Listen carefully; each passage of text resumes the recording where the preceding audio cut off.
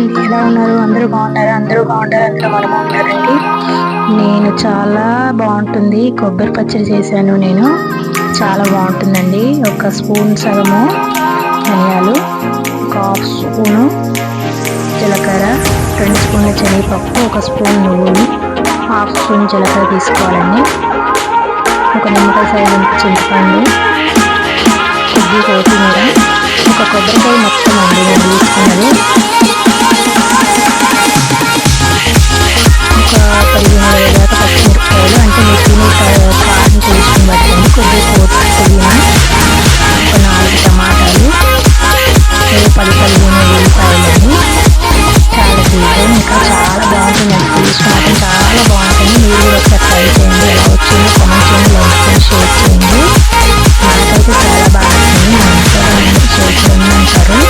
చాలా బాగా అసలు కొబ్బరికాయ చికెన్ అంటే మేము ఇలాగే చేసుకొని తింటాము. మీరు కూడా ఒకసారి ట్రై చేయండి, ఎలా వచ్చిందో చెప్పండి. కొద్దిగా పెన్న పెట్టుకొని ఆయిల్ పోసుకోవాలండి. ఆయిల్లో వేసుకోవచ్చు, మామూలుగా కూడా వేసుకోవచ్చు. మేము ఆయిల్ కొద్దిగా తక్కువ తింటాం కాబట్టి నేను మామూలుగా వేపేస్తున్నాను. అన్నీ మనం నువ్వులు, శనగపప్పు, మినప్పప్పు, జీలకర్ర అన్నీ వేయించుకోవాలండి. ఇవన్నీ కొద్దిగా వేయించుకున్న తర్వాత కొంచెం చిట్టాపట్ట అయిన తర్వాత దాన్ని కొద్దిగా తీసుకొని మళ్ళీ దాన్ని పక్కన పెట్టుకొని కొంచెం ఆయిల్ వేసుకొని అందులో ఆయిల్ కొంచెం వేడెక్కాక పచ్చిమిరపకాయలు అందులో వేసుకొని వేయించుకోవాలండి. వేయించుకుంటేనే బాగుంటుందండి. ఇందులోకి పచ్చిమిరపకాయలు ఎందుకంటే కొంచెం కడుపులో మంట కాకుండా ఉంటుందన్నమాట. అది వేయించుకున్నాక ఎంత బాగా వేయించుకుంటే అంత టేస్ట్గా ఉంటుంది.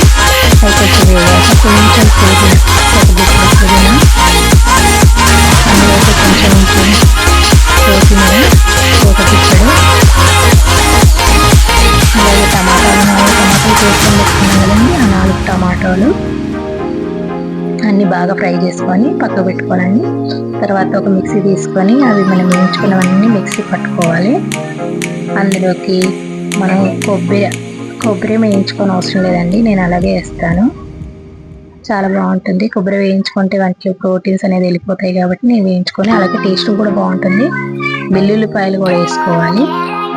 అలాగే నిమ్మకాయ సైజు చింతపండు నానబెట్టి పెట్టుకున్నాను. అది కొంచెం ఉప్పు, మనకు రుచికి సరిపడంత ఉప్పు తీసుకొని, అలాగే మనం వేయించి పెట్టుకున్న టమాటా, పచ్చిమిరపకాయ, పుదీనా అది ఉంది కదండి, అది కూడా వేసేసుకొని మిక్సీ పట్టేసుకోవాలండి. ఆ తర్వాత పోపు వేసుకోవడమే. కొంచెం జీలకర్ర, ఆవాలు, మిరపకాయలు, కొద్దిగా కరివేపాకు, పసుపు వేసుకొని పోసి పెట్టుకోవాలండి. చాలా బాగుంటుంది టేస్ట్ మాత్రం. మీరు కూడా ఒకసారి ట్రై చేయండి, ఎలా వచ్చిందో చెప్పండి, నాకు కూడా కామెంట్ చేయండి. కొంచెం పసుపు వేసుకోవాలి, కరివేపాకు వేసుకొని పోపు వేసుకుంటే చాలా బాగుంటుంది, చాలా టేస్టీగా ఉంటుందండి. మీకు ఎలా వచ్చిందో నాకు కామెంట్ చేయండి, లైక్ చేయండి, షేర్ చేయండి, సబ్స్క్రైబ్ చేసుకోండి friends. Thank you so much friends.